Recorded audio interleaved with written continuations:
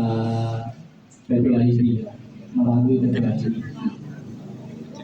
Baik menika yang nakirnya itu badan hukum maupun yang nakirnya itu perorangan. Melalui Kementerian Agama saya ingin menyampaikan permohonan dari Kementerian Agama kalau bisa nadir niku yang dalam bentuk badan hukum, bisa Nahdlatul Ulama, bisa Muhammadiyah atau mungkin yayasan. Sesungguhnya nadir perorangan itu sah secara hukum, misalnya nadirnya si A si B dan itu sah secara hukum. Tetapi nadir perorangan itu secara aturan itu setiap 5 tahun sekali kedah memperbarui, minimal melaporkan. Kalau misalnya nanti tidak ada perubahan, ya sih penting dilaporkan. Tapi kalau misalnya ya nuwun sewu ada perubahan, misalnya ya dan meninggal, dan kemudian pergi ke luar negeri atau kemana, karena bagaimanapun juga nadir itu nanti punya kewajiban untuk memakmurkan tanah wakaf itu sesuai dengan keperuntukannya. Jadi ada klausal kewajiban seperti itu nanti. Oleh karena itu ini yang juga ke depan harus kita perhatikan bersama, Wang.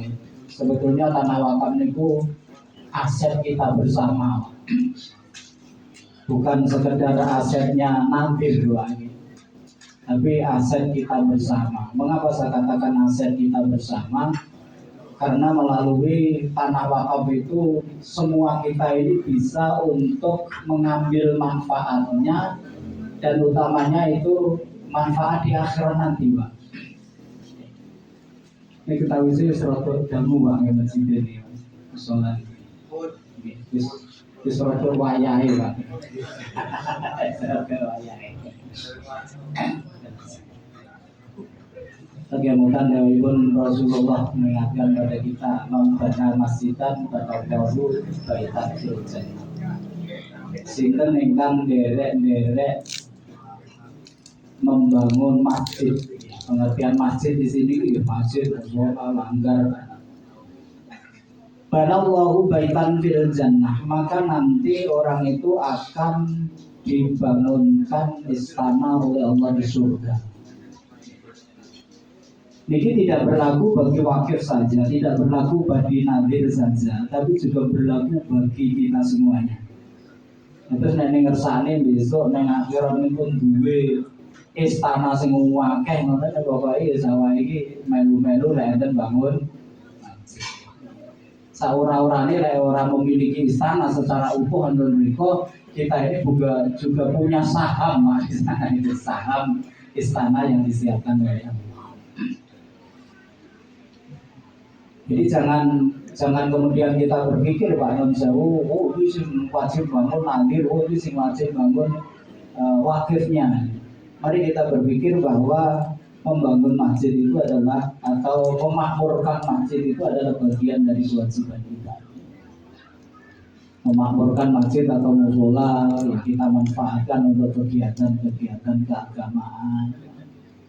Sholat jamaahnya tertibkan, kemudian kita gunakan masjid itu untuk mendalami pemahaman agama. Ini bagian dari memakmurkan masjid. Kalau misalnya masjidnya ada renovasi, ya direnovasi. Ini bagian memakmurkan. Dan Allah SWT sampun dawahkan mengenai Al-Quran, A'udzubillahi minasyaitonir rajim, innama ya'muru masajidallahi man amana billahi wal yawmil akhir. Sesungguhnya yang mau untuk memakmurkan masjid itu hanyalah orang yang beriman pada Allah dan hari akhir. Nama itu gimana coba? Kalau dalam bahasa Arab namanya adatul hasyr. Jadi kalau bilullah al-arabiyah, nama itu adatul hasyr. Adatul hasyr itu alat untuk meringkas diri. Jadi kalau Allah SWT menyampaikan innama ya'muru masajidallahi man amana billah wal yawmil akhir, yang mau memakmurkan masjidnya Allah itu hanyalah orang-orang yang beriman kepada Allah dan artinya apa? Orang itu kalau tidak beriman kepada Allah dan hari akhir ini pun boten mungkin kerso makmurne masjid. Nah kalau dibalik Pak itu mampu mukhalafahnya, kalau dibalik orang-orang yang tidak memakmurkan masjid berarti itu mungkin keimanannya itu belum maksimal. Jadi kalau kita ini tidak tergerak lagi untuk memakmurkan masjid berarti Pulau Sami ini harus melakukan muhasabah binafsi. Jangan-jangan kita keluar dari inama itu tadi Pak. Karena inama itu adatul hasyar yang itu Allah batasi orang-orang tertentu yang berada di dalam ayat itu. Oleh karena itu monggo Pak, ini selain nanti kita ikrarkan di waktu ini, kita semuanya juga memikirkan bagaimana kita ini memakmurkan mushola ini, baik untuk ibadah, baik untuk menuntut ilmu. Kalau sama Rasulullah kan menamung dan menolak, tetapi juga untuk memperdalam keyakinan, memperdalam ilmu. Bapak Ibu, para orang sedaya yang saya hormati,